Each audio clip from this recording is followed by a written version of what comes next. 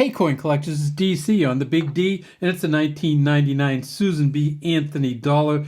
They first came out with the Susan B's in 1979, and here's one here just in a coin bag, and you can see this one is an S, and it's in just in beautiful condition. Now, let's talk about the 1979 S. In 1979, the San Francisco Mint or S coins came out as a regular coin, so they made the Susan B's at Philadelphia, Denver, and San Francisco. And of course, they put the mint marks way back here. And this down here underneath is FG for Frank Gasparo, who was the engraver of the coin. So they first came out in 79. Then they put another one out in 1980. And you can see this one is a Philadelphia one with the P there.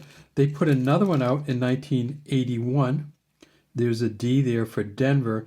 And then in the middle of 1981, they realized that they still had almost all of their Susan B. Anthony coins still at the mint. The banks didn't want them, and the banks that had taken them, many of them had returned them. They just couldn't get customers to take the Susan B. Anthony dollars, and that's mainly because vending machines weren't taking them yet, and also because customers were mixing them up because they were very close to the shape of a quarter when they were in your pocket.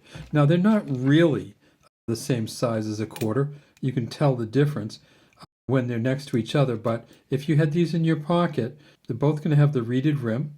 They're both going to feel very similar to you if they're in your pocket, and people just would rather use the dollars. Now, they came out with the Susan B's in the first place because the average life of a paper dollar bill is about 18 months, and they felt that these coins could last 15 to 20 years. So it'd be much cheaper to have a dollar coin than it would be to keep producing dollar bills over and over again. But the American public still hasn't really jumped into the dollar coin usage.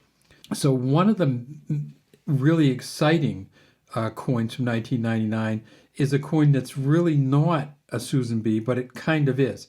What do I mean by that? Well, the Susan B's, 1999 was the last year. They made them in 79, 80, 81, and then 99, just to get rid of all the materials and all the coins. Then in 2000, the next year, they came out with the Sacagaweas. Now, as often happens in U.S. coin mint era history, somebody took one of the planchets from the Sacagaweas, which is this brown colored planchet. It's a copper, zinc, manganese, and nickel mix rather than the nickel copper mix. And somebody took one of these Sacagawea planchets and stamped out some Susan B. Anthony dollar coins. They found at least 3 of them. And how will you know? Well, let's take a look at one of the ones that they found that was sold for $16,000. So this is that $16,000 coin from the Heritage Auctions website, and you can see right here it is listed as a mint error in the packaging here. PCGS says it's a mint state 64, so it's not the greatest quality one ever, and is struck on a Sacagawea $1 planchet. And if we look down here, we see just the gold color to it, and that makes a lot of sense to us now because the Sacagawea planchet would be a gold color planchet.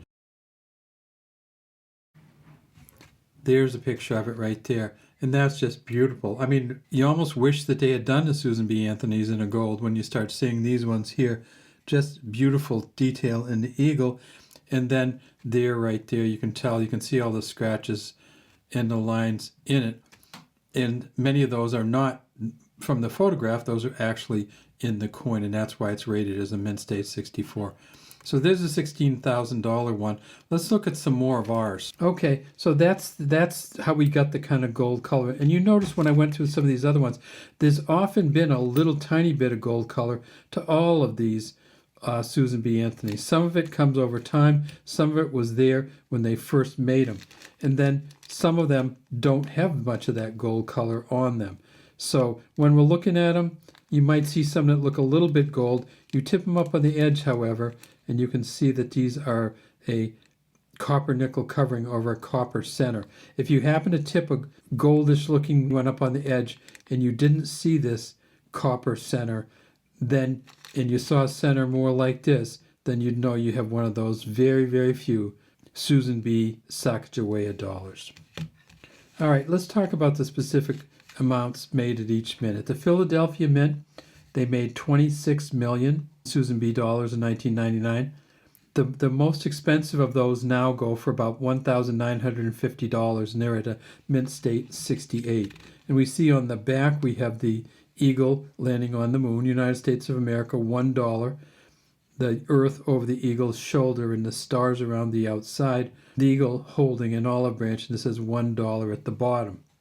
If you get this in a mint state 65, it goes all the way down to $18. So you can get them in pretty good shape, and they're still not going to be worth much unless you get the best of the best, which is a mint state 68. To Denver Mint, they also made the Susan B's, and at Denver they made almost 12 million. The mint state 65 from Denver, and that's Denver, and you'll see the D right down here, is worth about $15, but they found some mint state 66 pluses that are worth as much as $775. And then finally they made proof versions of the Susan B. dollar in 1999, and they made them at the Philadelphia Mint. So it's very, very rare to have a proof coin from the Philadelphia Mint. They stopped doing that after 1964, but in 1999 they came back with some proof coins. 740,000 Susan B. proof dollars were made at Philadelphia in 1999. The auction record for one of those is $575. All right, well, that's all we have today for the Susan B. Anthony dollars. Look for them out there. If you do find a gold one, tip it up on its side, and just make sure that it's not one of those very expensive Susan B. Sacagawea dollars. Have a great day from Big D Coin Channel. We'd love to have you subscribe to the channel and leave any comments you have in the comment section.